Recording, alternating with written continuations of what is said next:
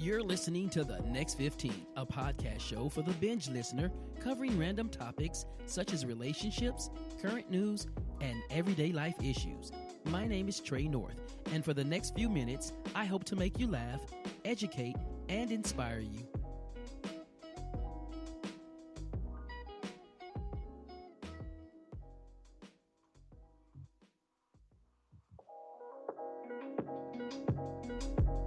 Welcome to the Next 15 podcast show. It's Friday night, 7 o'clock, and you know what time it is. It's time for another episode of the Next 15 podcast show. And tonight we have a great show in store for you, but I'm minus one tonight.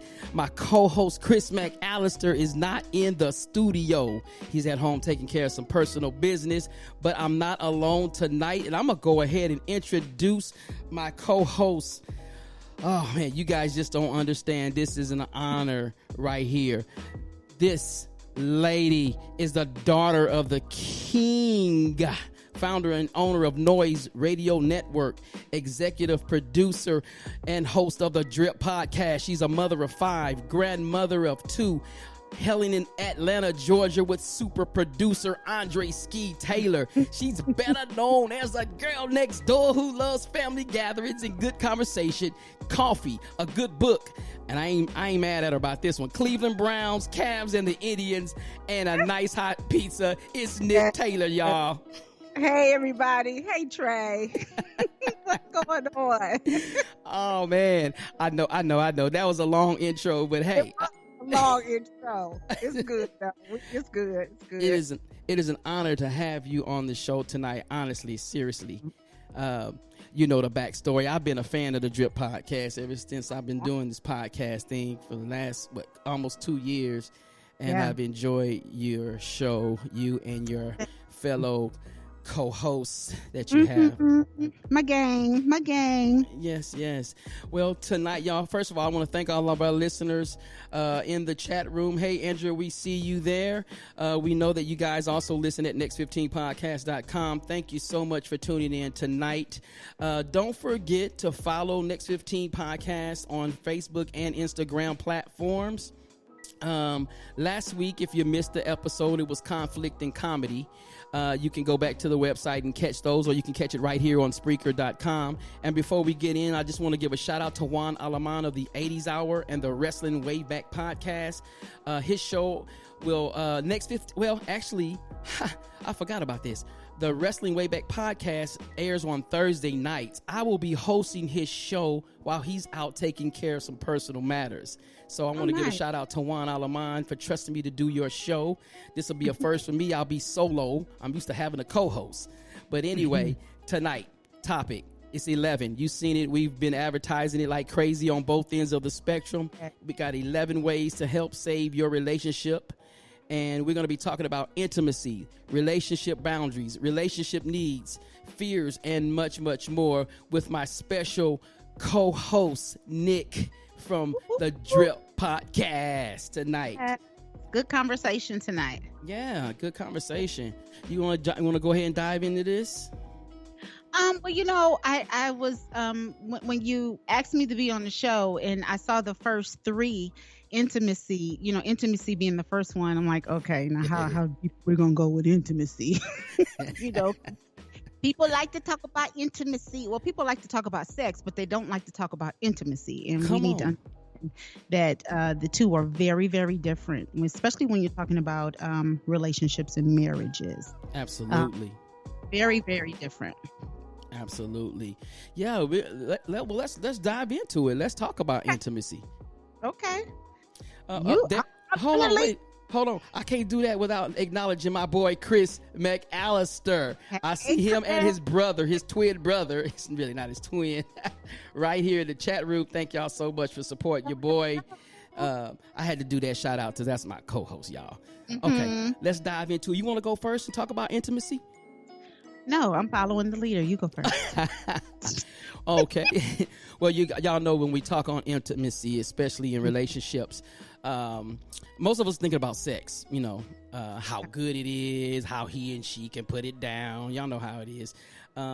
But Nick, while I think sexual intimacy like plays an important role in a relationship, we sometimes forget that intimacy goes way beyond just the bedroom. You know what I'm saying? Like, there's different types of intimacy. You have intellectual intimacy. You have emotional intimacy. Would you agree with that? I would. I'm not going to talk for all women, but most women. Well, I'm not going to even say most women. Some women. Okay. Don't necessarily think that sex is all that encompasses intimacy. Intimacy for some women could be, picking up some house chores. It could be leaving a note on the dresser, on your pillow in the morning, running your bath water. Those kind of things set the stage for sex. So, when I say intimacy and sex, they're two very different things. They go hand in hand, right, but they are very very different. Yeah, I agree with you. Go ahead. And I think for men too, I can only speak from a woman's perspective because I am a lady.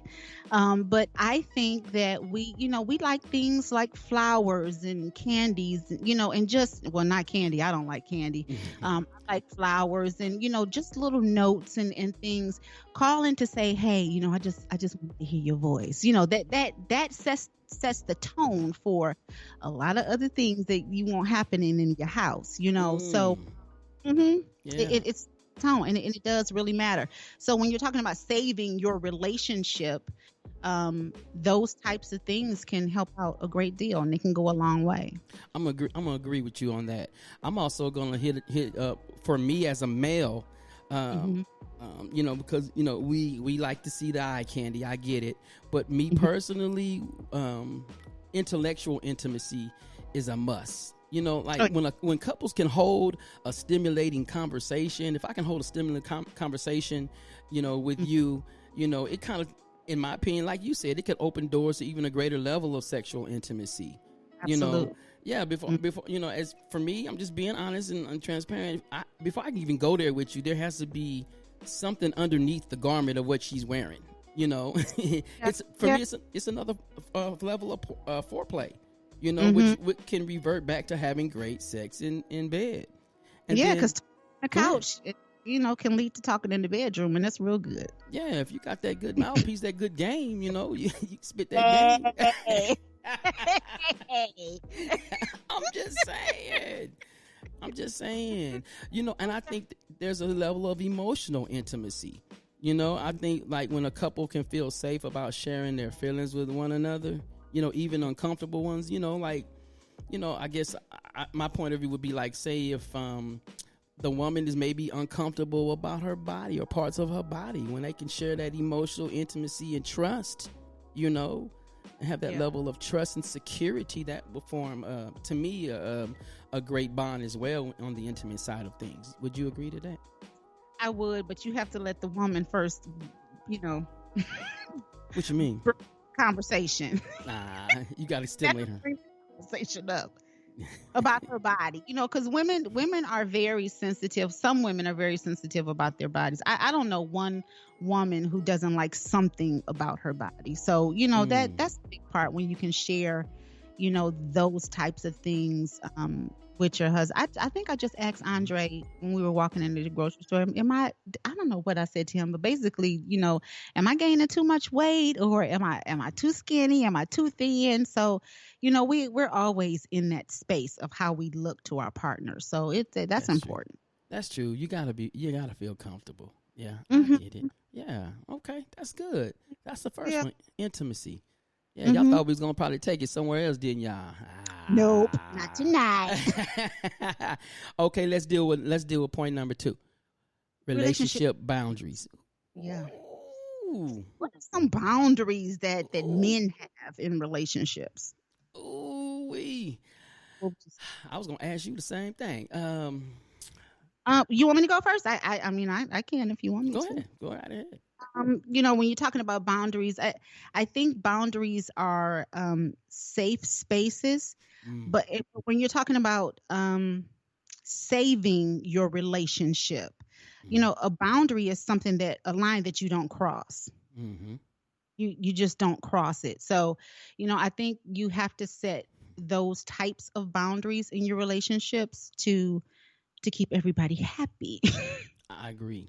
and at Yeah. peace and on one accord. Some personal boundaries for me, and I'm very easy to I'm very easy. It doesn't take much to please me or to make me happy. And I want to talk about that later as we get Okay. into the show, this happiness that somebody else has to make you happy. I feel so Mm. that's a whole different topic, and I hope we get Mm-hmm. into it. But when you're talking about boundaries, some of the boundaries for me, lying is a boundary. Absolutely. Cheating is that is a line that you cannot cross with me. Yeah, I agree. And those two, with that goes trust. I have to be able to trust you Absolutely. completely. Absolutely. Um, and yeah, that and trust is earned, but those are just some of the major boundaries that I have. I don't like if Andre and I have a heated conversation, and we've had to learn this in our relationship. We've been married, I think it'll be 7 years.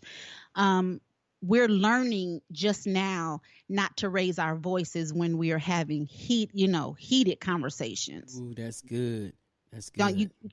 yell at me because it takes me to a certain level and it Right. takes him a certain space. So we're learning even now to watch our tones when we're talking to each other. And Right. it's a learning process. We don't hit the mark all the time now. We Right. we just don't. But we're definitely learning how to do that, and we do not curse at each other when that is like, if you do it, Mhm. it's going to take me to a place that it's going to take me a little while to get down from. Right. Yeah, when I think about relationship boundaries, I think that's where it gets tricky because most people overlook this area because they're so caught up or infatuated with the outer appearance of someone. And once Mm-hmm. that ecstasy phase kind of begins to fizzle out, then offenses begin to take place. And then Mm-hmm. toes are getting stepped on at this point. And Oh yeah. yeah, I mean, this is what would normally bother you in the beginning or upset you with other people, you tend to let it slide at the Mm-hmm. beginning, and then when that offense happens, then it's an opportunity for chaos to step in. And a lot of times people overlook what boundaries are and what they do for relationships, and we assume that our partners are supposed to already know, and act on our needs and wants. And I Yeah. think, yeah, go it's ahead. it's a conversation. You have to have a conversation about those types of things. What makes you click, what you like, what you don't like, because in the beginning of a relationship, everybody's like, Mhm. oh, ha, ha. Everybody's running on roses, and Right. everybody's in cloud nine, but nobody has those tough conversations like here. This is what I don't like. This is what I am not Absolutely. going to accept in a relationship. And it's okay to say those types of things, Right. especially when you're in the beginning. Because I think if you lay the groundwork in the beginning Mhm. of a relationship, and I'm not talking about the first or second or Right. third, but when you're deep into the relationship, I think it's good to have those conversations and to lay that foundation, especially when you're at the engagement stage and Mhm. thinking about marriage. There are some tough conversations that we should be having at that stage of the relationship that we don't always have because we're so caught up in the euphoria of the Right. relationship. We don't pay attention to Right. the real nitty gritty of the relationship Hmm. that you're going to have to deal with down the line. Yeah, I agree with that. I think all healthy relationships have boundaries, and like you said, that communication or that dialogue in regard to each other's boundaries, and the other half, it has the respect. You have to have that respect. It allows us to understand who that person is in regards to their likes and dislikes. And Yeah. their character in general. You know what I'm Mhm. saying? So, Mhm. yeah, I'm kind of with you. Um, Lying and cheating, trust is a very big thing with me because at the age I'm 48. I'm not ashamed to say it. I don't have games. I don't have time to be playing I don't want to say insecurity, but yeah, I will say it. Insecurities and the trust issues, that Mhm. people have. Like, I'm grown. I'm at 48. I don't have time. You know, my Yep. biological ticker is going. I'm almost half a century. you know.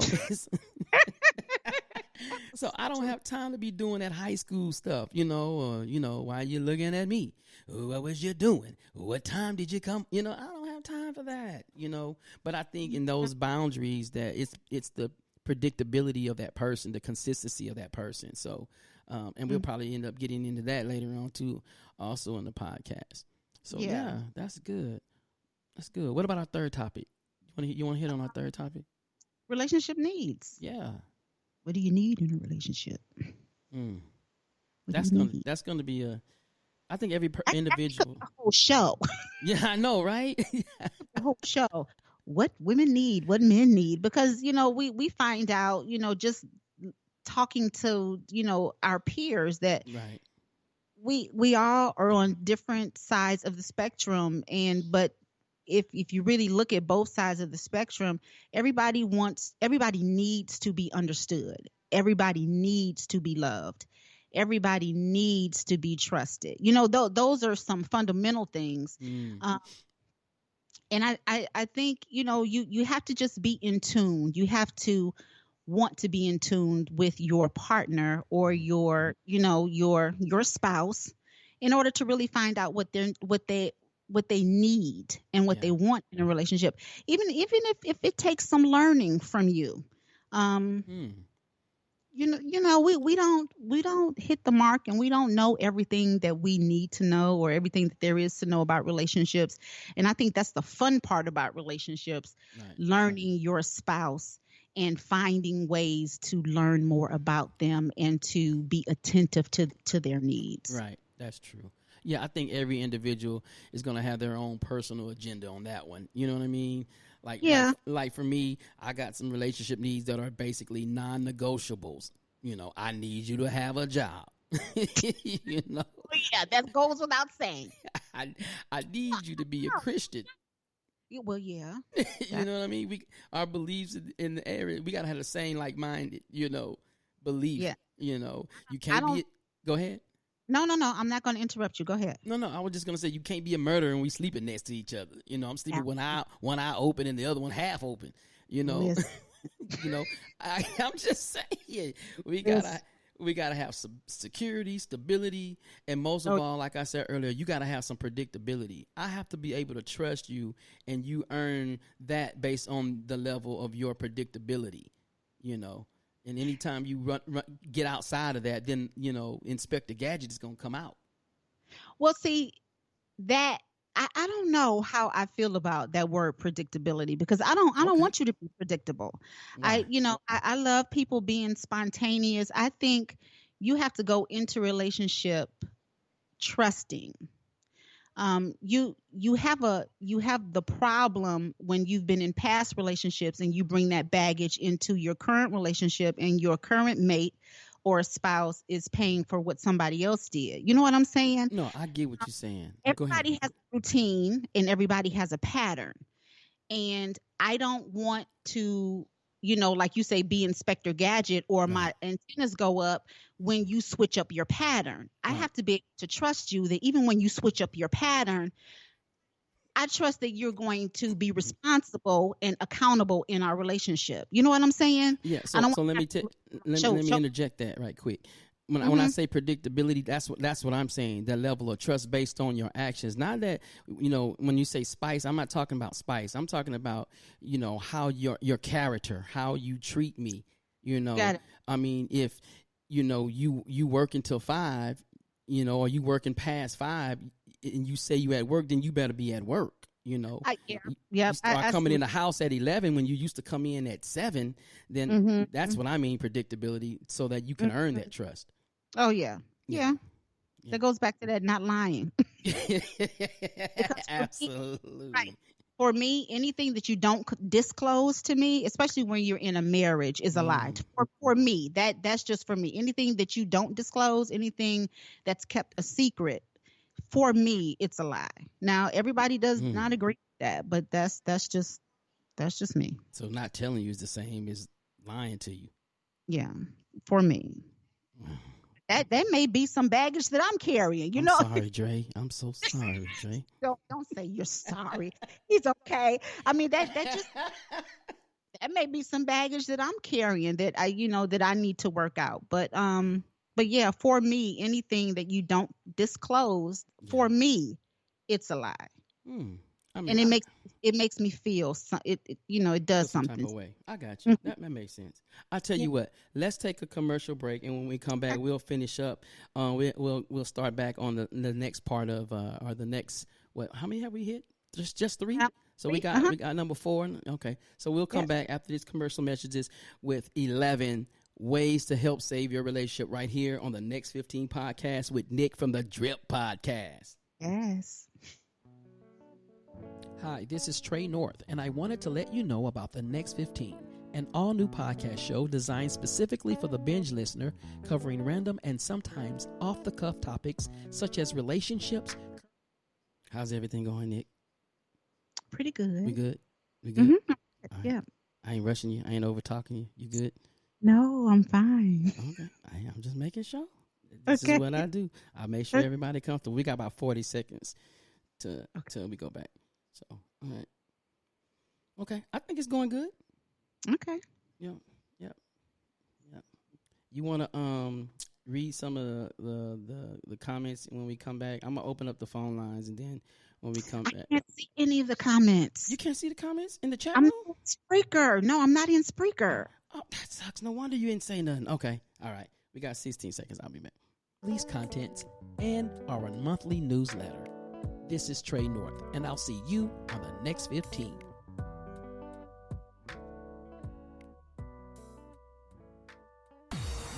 You're listening to the Next 15 podcast show with Trey North right here on Spreaker.com. Welcome back to the Next 15 podcast show with my co-host for the night, Nick from the Drip Podcast. Hello, We're talking hello. about relationships. 11 ways to save that relationship. I want to go ahead and open up the phone lines if you want to. I see you guys in the chat. I'm so sorry. We've been kind of engaging and forgetting about you guys. But 512-827-9164 if you want to call in and give your opinion. Again, that number is 512-827-9164. And in the chat line, if you have a comment, we'll address that as well. So we've been talking about relationships. We've covered 3: intimacy, relationship boundaries, relationship needs, and now we're finna go into a little bit deeper, relationship fears. Relationship fears. What are your relationship fears, Nick? That I won't have a relationship.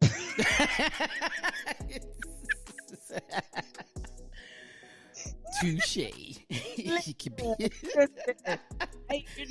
when I got married, I took my vows seriously. I really, really did. And for me, it's till death. And I just pray that we die together, die married. That's a big fear, failure in my marriage. It's the biggest that I have. Yeah. Yeah, I think this is an area where it's to me that it's overlooked too, because some people either carry the past experiences over, like you said, over into a new relationship, or have witnessed certain things that have become a concern in their own relationship. You know what I'm saying? I think that's one thing that's overlooked, and I believe a lot of us don't address those fears or concerns that play a major role in our heads. And that could be from anywhere from rejection, fear of change, where they've gotten comfortable doing a routine or afraid to take that next step in their relationship, or whether it be marriage, or that job promotion. You know what I mean? And I think that this is really important. Because you have to be able to willing to listen and not negate what the other person is saying, no matter how ridiculous it may seem to you. And then, and a lot of times, when our other half is attempting to share things like that with us, we tend to judge them or take offense as if it's a personal attack on us, when they're really just kind of simply taking the time to be vulnerable and let you see the other side of them. Yeah. And being vulnerable is important, because you never want somebody to come to you and just open up to you and lay bare all of their stuff and you use it against them or make them feel like, they're wrong for feeling that way. So, you really have to be careful with those types of things. One of my other fears is rejection, but I know, Yeah. and Andre, before we got married, we talked a little bit about it, but I knew that was one of the major problems for me, with regards to relationships. Rejection is like a big thing, and I knew that when I was younger, and it wasn't. And as I got older, I knew that it was because of some things that happened when I was younger. My mom and dad divorced when I was, in middle school, and that took a toll on me. And dad moved out of the house, so I think that's where the rejection, built up, and it's just, but those are the types of things that you have to talk about in your relationship, and you have to be willing to dig deep into yourself before you enter into a relationship, so that you know what's wrong with you. Yeah. Yeah. You can't expect your spouse to figure out what's wrong with you from when you were 5 years old. He's not going to know that. She's not going to know that. So you have to be brave enough to find those things out about yourself, and be vulnerable and trusting enough to tell your significant other. And then they have to be mature enough to accept that and receive you just as you are. See, I think for us men, we have this male persona, that if we like open up about our fears, then we'll be perceived as weak or soft. And sometimes we shut down in this area. And most of the times we are looking for security just like a woman would. But, we're just kind of scared. And I guess that's where we have to be willing, like you said, to trust, and willing to be vulnerable. And then and when it comes to our fears, discretion in this area, especially for a man, it's necessary. Because if you can get a man to be transparent with you, then you definitely don't want to compromise that and use that against him, especially when it comes to an argument. Yeah. My aunt told me that several years ago, right before I got married to Andre, and she said, "You know what? It's a bad woman who can get a man to open up and to be vulnerable." Oh yeah. And when you get him to that point, don't ever use his stuff against him, because you'll never get that trust back. I mean, that's I learned that years ago. That's one of the most realest things they have told you, because I mean, and a good segue, because one of our points is fighting styles. Oh, listen. Yeah, let's talk about it. Okay, let's go. You cannot. You know what? I've done it. I've been guilty of it, and I'll be transparent, and can't apologize enough. But I've used stuff. It's just, I'm the type of person, and I'm saved and everything, go to church, but I'm not always right. I'm the type of person that if you back me up against the wall, I'm going for the jugular. I don't care what I have to bring up, what I say. And I'm telling you, that's why I tell people I fly under the radar. Oh my God. I don't bother you. You don't bother me. I'm cool, because I know who I used to be. Just because I'm saved don't mean that I don't remember how to act crazy. I just choose not to. But I'm learning not to go for the jugular anymore. And now I find myself just being quiet and walking away, not saying anything, and just going into my corner. And I'm not just talking about with Andre. I'm talking about my relationships with my girlfriends, relationships with other people. Because in the past, I would go for the jugular, and I would rip you to shreds. Oh my God! See, y'all don't fight fair. No, we don't. Well, is fighting fair? Is fighting fair at all? Is fighting fair? There's nothing fair about a fight. No. There's nothing fair about a fight. You have to do what you have to do. But wait a minute, you have to. I guess that okay. True, I agree with that. But I guess what I'm trying to say is, like we talked about earlier, there has to be a boundary. Like you were saying, like I believe I was seeing a comment. Dre said something about, you was talking about on 10, like keep it at a 7 or whatever, wherever it's supposed to be. Because most couples, they won't fight fair, and then either two things comes up: the old stuff or stuff that you never heard before. And then at this point, then the offense takes over, and listening is no longer a factor in the argument. The end result is just a breakdown in communication. Right, because when you get to that point, nobody's listening, and everything is just out of kilter, off kilter, and it's all bad. Especially if you have two fire. If you have two fire people in your house, Ooh-wee. Yeah, that's like never gonna work out. Dwayne McAllister says peace is more important to him. So he's probably the one that's sitting back not saying nothing. Yeah, and you know what? He's a Was that smart man. Chris? No, I think that's Dwayne that said that. Oh, okay. And I used in my younger days, I used to be the one that if you wanted peace, I was the one always poking the bear.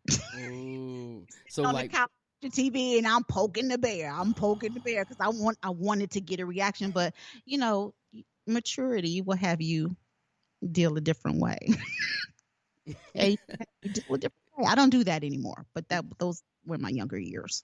Ty Host says, I can't get to know you until the first argument. I kind of agree with that. You know what? I had a pastor when we were younger adults. He said, "You want to find out about a woman? Get her mad." Ooh, yeah. Why would you tell people that? No, you get her mad, and the same thing for women. But it's a different thing. Yeah. Because men don't respond and react like women do. But he That's was true. basically talking to men and to the younger guys, and he said, "You want to find out about her? You thinking about marrying her? Get her mad." Yeah, I can see that because, with all due respect, you guys are more emotional creatures than we are. Some of us are. Yeah, well, some of you are. You're right. You're right. Some of us are.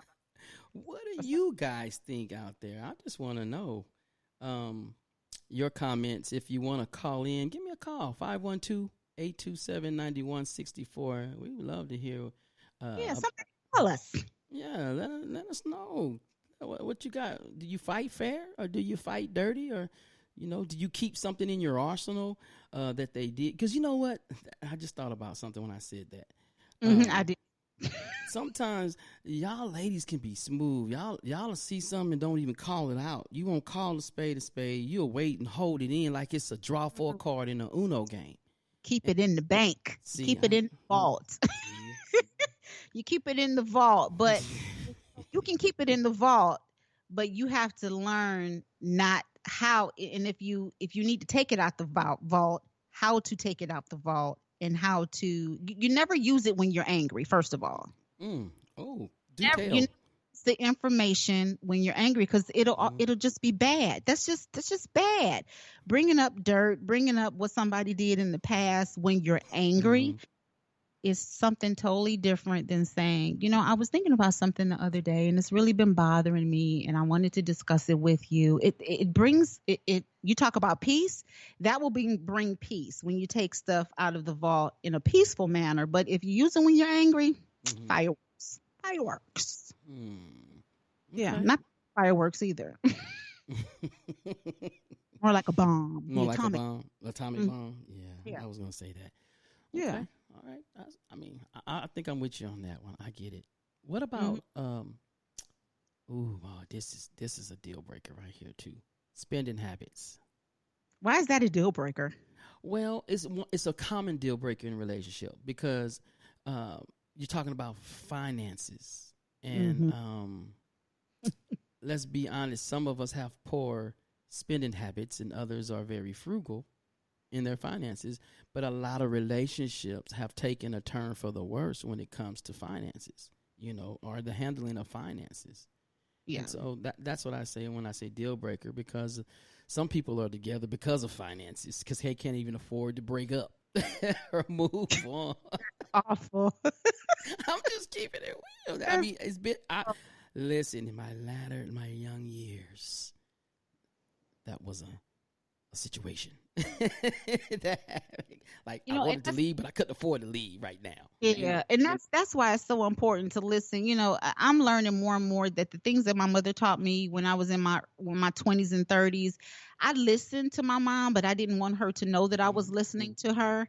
And that was one of the things she and my grandmother told me. You have to bring something to the table. You bring something to the table so that you don't have to depend totally on somebody else for your livelihood. So if he decides to up and leave, let him leave. You can maintain on your own. And it's the same thing for men. I tell them I have sons. you better not ever go and live with a woman. You make sure you have your own stuff, Touche. so that if she decides to pick up and leave or do whatever she's going to do, okay, keep it moving. You can maintain. You have to be able to bring something to the table or be in a position where the two of you are working together to build something. Right. And Right. hopefully you don't want to leave. But if you happen to, figure out you want to go different ways, just split it down the middle and keep it moving. So let me put you on the spot then. So Mm-hmm. you got that secret bank account that Dre don't know about? No, he knows about it, but I do have a separate account. He absolutely knows about it. Okay. Because Yeah, you he know that's knows a about fight. it. That's a fight. If you don't, I think it's a Hey. fight. Anything you keep a secret is a lie to me. So That's right. I forgot you did say that. yeah, I mean, he knows about it. Mm-hmm. yeah, I think the first step is finding out each other's spending habits, but it also is finding out who's better at handling the money. Yeah. Mm-hmm. Because if you, like you said, if you got one that does not handle money very well, then you're gonna always clash. So and maybe that may the handler maybe comes up with maybe budgeting or spending allowance or maybe God, there's so many areas in that. Like, how much can you spend? I mean, I don't know. Like, do you think it's wrong to have how much you can spend without having to consult the other party? I think if you Wait, I'm sorry, I had to stop. Yo, spend his whole. You talking about what account? you know about the don't pay him any attention. He knows. He knows. I can't. I'm sorry. I think I don't know. I guess it just depends on the dynamics of your relationship and what your monthly income or your annual income is. Surely, if you're making $1,000, if you're spending anything over 100, you need to be telling. God, no, 100. It depends on what you're bringing into the house on a monthly basis. If 100 people can't afford just to blow $100. Touche, I'll give it to you. But I think it just depends on your dynamic. I think Andre and I have decided anything that we spend personally over like $200 or $300, we need to say something too. And I made the biggest mistake. One of our kids needed something, and I just sent $200 without saying anything to him, and he overheard, and I totally forgot about it. He overheard me talking on the phone, and he said, you sent the money to them and didn't say anything. And I'm like, oh my God, didn't I say anything? So I have to be cognizant of that kind of stuff. So it just depends on the dynamic and what it is. I'm an emotional spender, and I am. If I'm depressed, if I'm excited, really not excited, but if I'm really depressed or going through some things, you need to keep money away from me. So I got a question that came to mind when you was talking about the kids, and I know that's the kids is one thing, but what about like lending money to friends and family? Andre and I have made it a rule not to lend anybody anything. If somebody something, if we have it and have access to it, we give it. We don't be even caught in that trick bag about being mad at you for not giving it back to us. Right. Now, if you say, we're giving this to you, but if you tell me I'll have it back to you next month, I'm looking for that money next month because I'm trusting your word. Not so much that you owe us anything, but I'm trusting your word. But we stay out of that trick bag. So if somebody needs something and we have the resources, we just give it. We don't lend people money. Yeah, I live by that code too. Yeah, because I've learned in the past when you do that. Because I'll hold you at your word. Everybody knows I don't play about my money. So if you tell me you're going to pay me on the 1st, guess what? I'm going to remind you on the 30th that you owe me on the 1st. Yes. Have my money on the 1st. Yeah. Yeah, I mean, people are funny like that, but we just don't, and that's okay. It's not okay. We just, we don't want to be just caught in that trick bag. And Andre Yeah. is such the biggest giver. Hmm. Um, sometimes he'll be out, and he gives me this look, and I'm like, oh, here we go again. You know the look, huh? I know, like, okay. And sometimes, it just, whatever. But Yeah. No, I get yeah, it. we just give. We don't even get caught in that you owe me, because you'll never have relationships with people. Yeah. Yeah. My You want sister Jessica Mondesir is in there, and she's saying we just talked about that. We sure did. We talked about that earlier today. About what, money. About family money? money. Yeah, about lending money to friends or Hmm. family. We just give it if we have it. If we don't, then we don't. If you ask me for 100, but I don't have but a 50 to give, then I'll give you 50. Oh yeah. You know. Hmm. But I'm Yeah. not gonna let you borrow anything because you need money right now. And then when you have to pay it back, you might not have it. So Well, yeah, yeah. Yeah, yeah, you're right. yeah. That's a big thing. What about Money's a big thing. huh? Money's a big thing. It is a big thing. Hmm. Yeah. But when you're talking about saving your relationship, you also need to talk about that kind of stuff to your spouse too. Hey, Sharon called me. She's having a hard time, and she wants to borrow $100. I will never go Right. behind his back and give money. So we talked about it before. Communication. You have to communicate about everything, Right. That's true. Okay. even if That's it's your brother or sister. You have to communicate about everything. yeah. That's a boundary. I Mhm. think Oh, all it the, I is. think all these are boundaries. Mhm. But Yeah, they are. And you can't have friends that say, "Don't tell Andre," or "Don't say you don't tell me not to tell my husband, because I'm gonna tell him." right. And not tell him that. I just can't. I know. Yeah. Okay. Let's talk about children. Ooh, but that's about to. Oh my God. Let's talk Mm, about children. I've got 5. Which one you want to start with? What I think this is also this is necessary because that's regardless if the relationship is at the point of having children or Hmm. if there's or you already have children and they are from another person. Yeah. I don't know. Do you think that should already probably happen in the dating phase before it gets to the relationship or Wait. Discussion discussion about. about I'm sorry, that was vague, wasn't it? Like Hmm. whether how you're gonna parent, the child or, the When disciplinarian. when you're dating people, I don't think you need to have that conversation, because Okay. I'm not expecting the guy that I'm dating to rear my child. My Right. child has a father. Right. When you're talking about being engaged, going into that engagement phase Hmm. and really talking about being, getting married, I think that conversation is important, Mm. because s- people have different styles of parenting, Right. um, different temperaments. Um, and just different views on how to raise children. And I think when you're headed to that engagement stage and you have children on both sides, or one person has a child or children and the other doesn't, you need to have that conversation. And a lot of people don't do this. You even need to have a mature conversation with the other parent. Mm. Hey, I'm getting married, and everybody doesn't have that type of relationship, but Right. I've in it, and it wasn't always like that with my son's father either. Okay.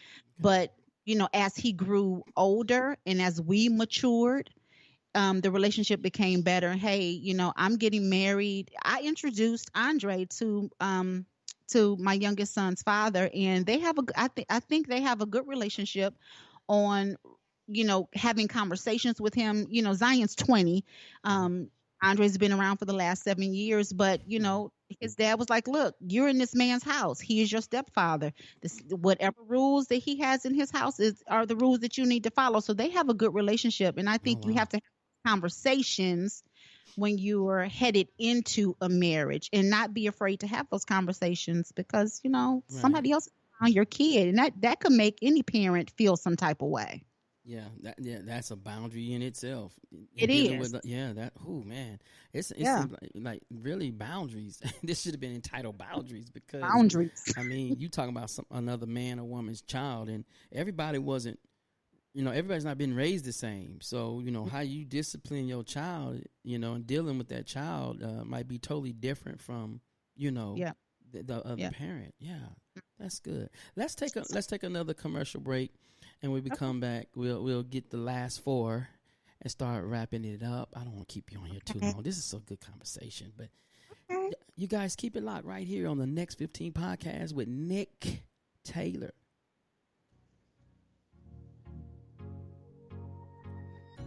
Hey family, this is Christopher McAllister, Senior Pastor of Life Changers Church here in the great city of Austin, Texas. And I am so excited to invite you to come experience change. Yeah, that's right, a change. A change in the way you think, a change in what motivates you, or even a change in how you perceive church.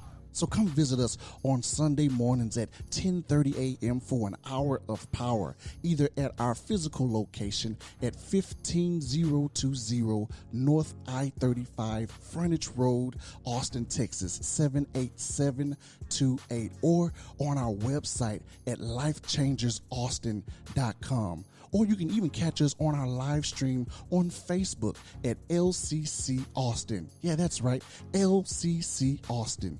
Isn't it about time you are a part of something different? Life Changers Church, where we're changing lives starting with ourselves. We'll see you real soon.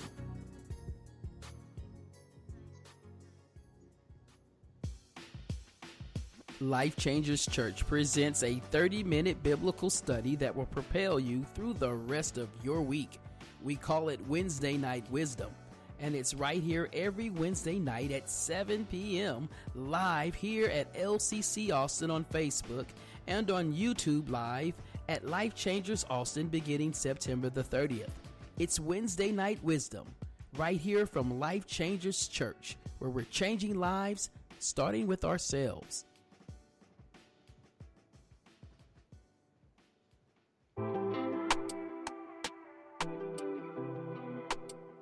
And we're back right here on the Next 15 podcast show with Nichole Taylor from the D.R.I.P podcast on Saturday mornings at 10 a.m. Catch it out there on Spreaker.com. Nick, we've been talking about relationships, and right before the commercial break, we were talking about children. Mm-hmm. Let's go a little bit deeper. Let's talk about the other's family, each other's family. Where do you want to start? Because we're talking about saving your relationship, yes. right? Well, yeah, we are. And now let's be real, how family, this tricky now, because we get protective about our loved ones, especially where you have situations where family member may disapprove of the relationship or have strong opinions that they're vocal about.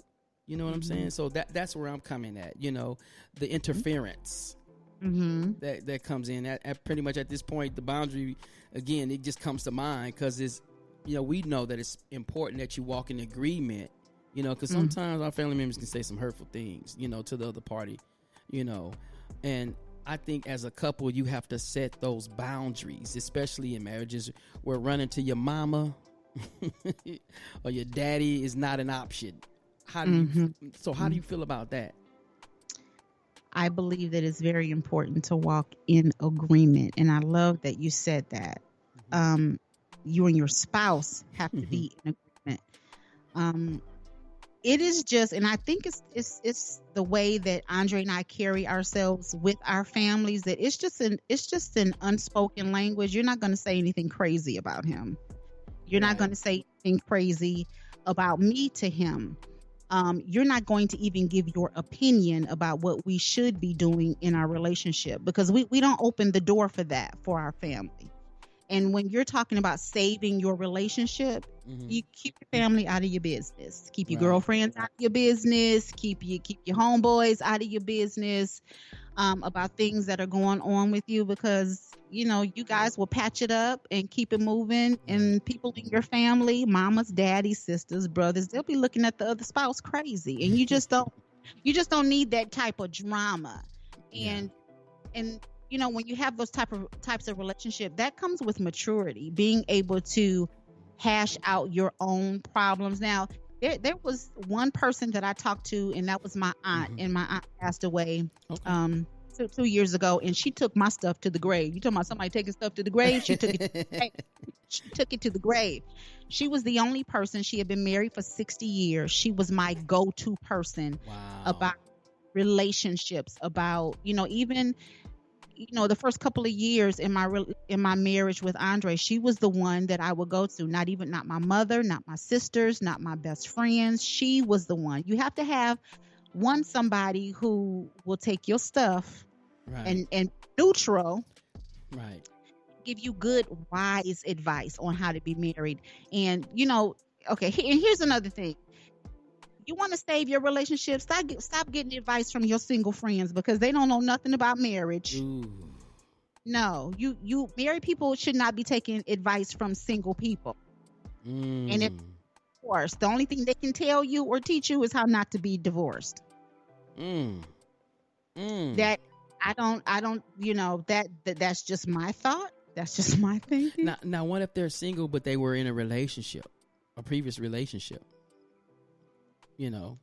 I'm married, so I'm not even taking your advice then. I would rather, people, in church, older mothers, you talk up, you tell your stuff up. And that goes with marriage too. I want to talk to somebody who's been married more than 20 years, 50, because who's been married for more than 20 years and happy, because just because you're here for 30 years does not mean that you've been happy all 30 years. So I need to see something that you can give me some sage advice on how to conduct my relationship with my husband. I think that's good. That's just me. People say, I've been married for 15 years. Are you happy? You could be in 15 years of misery. So what advice do you have for that? Yeah. Other than misery. None. I don't want it. No, but when you're talking about family and saving your relationship, you have to you have to set that boundary with your family. Yeah. Unless we come to you, we don't need your opinions. Yeah, I got you. And it's not being mean. Yeah. It's not being mean. You're just looking out for your spouse. I agree with that. Okay. That was easy. Was it? Yeah. I mean, just straightforward to the point. Yeah. I mean, if you're in a united front, I mean, you won't have that to deal with if both of you guys are on the same page. I mean, so that way when drama comes in and somebody, like, I like what you said, you're not going to say anything bad about my husband, and and I don't care, mama, if you're mama or daddy or whoever, you can't speak something negative, over or to my husband or to my wife. So even if I'm the maddest at him, I get as angry as I'll get out with him. I am not going to sit around and bash him to you to give you the open door to say anything to him. Those are just rules that we have. Yeah, no, I get it. Those are them boundaries again, right? Yeah. Oh man, what about our next one? You want to take that one? Alone time. You want to save your relationship, you have to have quality time. What Mr. McAllister is doing this evening. Yeah. You have to set that time for your spouse. You can't and that probably is going to segue into the next one. I guess we can talk about those two together. Work life. Yeah. You can't work all day and all night and not give your spouse time. That's true. Even if it's a day, and let's go from a marriage perspective, because I'm married. Okay. We work. Andre's running, several businesses. I work, getting the network up and running and the podcast up and running. And I have other podcasts up under me. So it takes a lot of our Hmm. time. Right. And we notice that, it'll be 2 weeks and hey, we haven't done that. We haven't done anything. We haven't sat and had a conversation. I am on my phone 24/7. I really am. And it's something that I have to pray for me. I have to, I'm addicted to my phone because of the podcast. I'm always on CNN. I'm always on Huffing and Post. I'm always Right. doing something on my phone and talking to people, talking to family. And you have to have. Here's one thing. I wish you push my buttons like you push the phone button. So I have to be able to give him that time that he needs. And that brings up another point too. You have to learn your spouse's love language. Ooh, now that's a podcast in itself, right there. It is Ooh-wee. time, affirmations, Mm-hmm. touch. You Mm. know, you have to learn your partner's alone time. And I have been guilty. I will come home and he'll want time, and I'm tired. Look, I got this to do and got this to do. But after you really look at it, you spent 20 minutes doing your hair when you could have spent 10 minutes with him and then the other 10 minutes doing your hair. You have to just Yeah. think of that kind of stuff. So time is very important. And I hate to say it, but you don't want to, from a spiritual perspective, Mm-hmm. you never want to open the door for the enemy to be able to slip in and cause Mm. any havoc because Yeah. your partner is not getting what they What need they from need. you. Yeah, I think that goes with the relationship needs. But it's Yeah. interesting. I agree with you, especially in marriages where, in both of your cases, you guys are career minded, Mm, and there are times I'm sure that long hours are a part, of the process. And again, mhm, like you said, that could lead to the significant other feeling neglected. mm. And yeah, I believe that you should always set apart, a time, where you cultivate or rejuvenate, if you will, your relationship. And that could Mm. just be designated for a day, just a day for just you two. No phones, no answering emails or anything like that. Yeah. Yeah. You like, I don't know. I'm not. No, I I'm not. say I'm I not sure. don't know. I'm working on it. I'm learning that when I'm in the car with Hmm. him, or just to put my phone away. I'm Hmm. working on it. I'm making an effort. But Make it. I got one point to make though on the Yeah. alone time. Hmm. I also think, before you met that person or your significant other, you had a life, you know. You're And now right. some people, in some people's mind, they feel like they, just because you're in a relationship, that you have to be together, 24/7. Mm-hmm. Especially if they're a clingy type, and, Mm-hmm. and then, I think sometimes that space needs to happen. That communication, that you need space every once in a while, you know what I'm saying, can help the other. Because I'm the type of guy, I could be up under you and lovey dovey, but there's times when I just want to focus and just have time to myself. You know what I mean? But if you don't Mm-hmm. communicate that you need space every once in a while, then it could open doors to insecurities or trust issues. And you know, if Yeah. I don't know, if you're like me, And you just need your space at times. yeah, and I think that's where communication comes into. Hmm. Y- because I can be in the same house as Andre and be okay.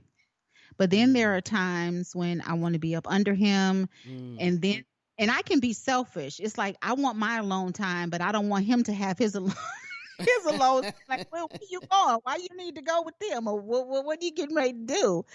You know, and I have to understand that for me, and I'm not Mhm. saying for everybody else, for me, Mhm. that brings up those rejection issues that I have, and Right. I have to kind of quiet myself and be like, look, you just had your alone time. Let him go and do what he wants to Right. do. I have to be able to trust that. But I you and that's why you have to communicate. You have Yeah. lines of communication have to be open about what's going on with you in your relationship. Look, your partner is supposed to be your best friend. You should be able to communicate and talk to them about anything. I agree. Yeah. Okay. We got one more. Yeah. Before we start wrapping up. Oh, okay. I don't know about this one. I don't know. Housework. Which one? Housework. Oh, get out of here. I mean, that I think that might be just as important as others, because at the end of the day, where you live has to be maintained. Yeah, but why did you say you don't get this one? Well, I don't know. For me, it's automatic, but I guess some men might not get this one. Everybody got to pull their weight around there. For me, because I don't like coming home to a nasty house. I'm a neat freak. So, if we're working and you're working, yeah, you're absolutely right. You're absolutely right. Have you noticed though that I grew up in church all my life, and have you noticed that a lot of men who were raised in church think that they're supposed to just come home and be kings on the hill, and the wife is supposed to work, come home, clean, cook, take care of the kids, and then lay with you in the bed? I mean, that's just, and I don't know if that still goes on with younger marriages, but in our generation, that seemed to be like the common the common thing in marriages. And for me, we're partners. right? I'm not your slave. I'm not your maid. And if you want to take it a step deeper, and I guess it would be spiritual. We women were made to be helpmeets. So if I'm helping you to do something, that means before I got here, you were already doing something. You were already in your house and washing your own clothes and cleaning your bathroom. So let me help you with this. This should not just be my responsibility. And I think in marriages, the role should be, you do whatever promotes the betterment of the relationship. You do whatever promotes the betterment of your home. So if it's washing dishes, wash the dishes. Don't leave the dish sink for 2 days thinking that I'm gonna get to them. If the floor needs to be mopped, mop the floor. This is your house, and we're all supposed to be good stewards of what we have. And there are no roles when it comes to housework in marriage. Well, there is for me. Okay, I am not. to say. I'm not touching trash. Andre knows I'm not touching trash. I don't take trash out. Never have. Even when my sons were growing up, when by the time they turned 7, them jokers was taking the trash out. They were taking the trash. That was their job. You all take the trash out. That's just something that's about. I guess that's a boundary. I don't take the trash out. So that's just one thing. That's one role that I just do not do. And I won't let him do laundry. I do all the laundry. So that okay. So, okay. So you guys have assigned tasks then. Yeah, just those two. Trash and laundry. Trash is his and laundry is yours. I got it. Yep. Everything else, you fit in where you get in where you fit in. If it needs to be done. Oh man, this has been great. We're gonna take one more commercial break, and when we come back, we're gonna wrap it up. I know your time is valuable on a Friday night, but I thank you for enjoy this. Yes, it's been great. We're gonna take a commercial break, and when we come back, we'll wrap it up. You guys keep it locked right here on the Next 15 podcast show. Attention members, friends, and online followers. Saturday nights have been censored. That's right, you heard me. Pastor Christopher McAllister has declared that every last Saturday of the month is Saturday Night Censored, beginning October the 31st, right here on Facebook Live and other streaming platforms. Pastor Christopher will be hosting a roundtable, bringing you special guests to talk about church censorship and problems that all religions are facing during these times. If you are a pastor, evangelist, or a teacher in the body of Christ and are interested in participating in Saturday Night Censored, please email Pastor Christopher at pastorchris@lifechangersaustin.com. It's Saturday Night Censored beginning October the 31st and every last Saturday of the month, hosted by Christopher McAllister, pastor of Life Changers Church, where we're changing lives starting with ourselves. You're listening to the Next 15 podcast show with Trey North right here on Spreaker.com. We're back on the Next 15 podcast show, and this has been an awesome night and an honor to have you on the show, Nick. Oh, thank you for having me. I really had a good time tonight. I know. Do you have any final comments for those that are listening tonight about this 11 topic? Saving your relationship. We talked about a lot of stuff tonight, but the takeaway and something that I've learned from my sister and brother-in-law, they're marriage coaches. One of the things that they told me is that if you take care of Andre and he takes care of you, your relationship is going to thrive. Wow. That means doing the things that he needs, being there, being attentive, being attentive to his love languages and his to mine, and being accountable to each other in your relationship, it's going to thrive. So that's kind of, in a nutshell, what we've been talking about: saving your relationship and doing the things that makes your spouse feel loved and wanted and needed. So, that's the takeaway. Oh, that's good. Hey, you want to tell everybody where they can find your shows? You're not also just the executive producer of the Drip, but you got some other irons in the fire. You want to take that opportunity right now to plug that in? I do. I just launched a radio network, Noise Radio Network, in March, and we are a media broadcasting network.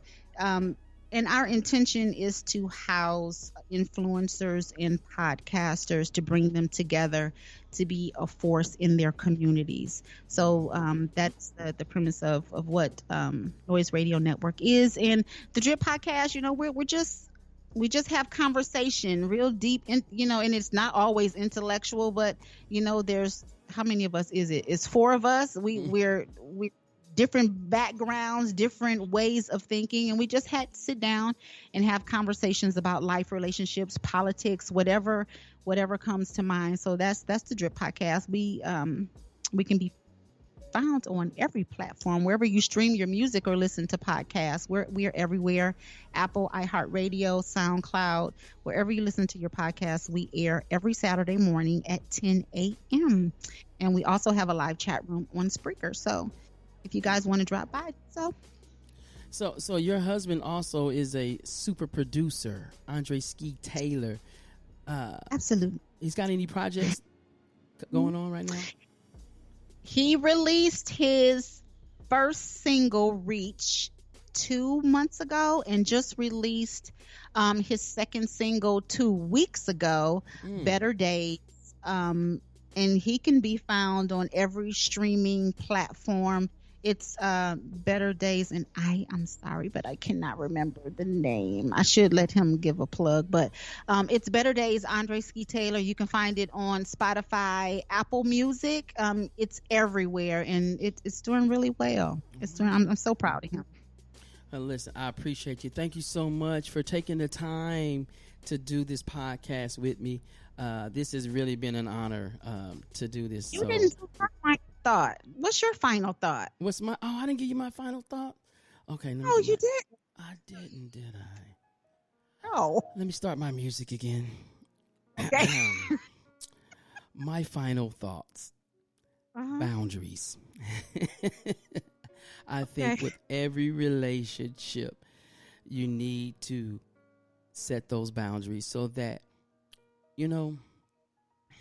you can be on the same page. But I think without boundaries, or I like to call them boundaries, but some people call them limitations. I think without boundaries, you're setting yourself up for failure, But when you get to know your significant other and whether it's what pushes their buttons, or like you said, hey, I can't have you talking loud, it takes me somewhere, or just with family in general, have those boundaries and don't cross those lines. Understand, if you love them enough, you won't cross those lines. You know what makes each other upset and angry, and you can damage your relationship when you don't respect the boundary from your significant other.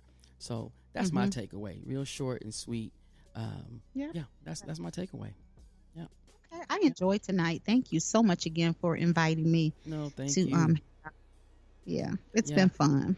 Hey guys, thank you so much for tuning in. You can go to next15podcast.com and check out this episode, or right here on Spreaker Network. Also, don't forget to follow us at Next 15 Podcast, Facebook, Instagram, and YouTube platforms. We're also available on Apple and Google Podcasts, wherever you get your podcasts, and now we're on Amazon Music as well. This has been a great episode. Thank you so much for Trey North and Nick Taylor with the Drip Podcast. We're going to see you guys on the next 15. Good night.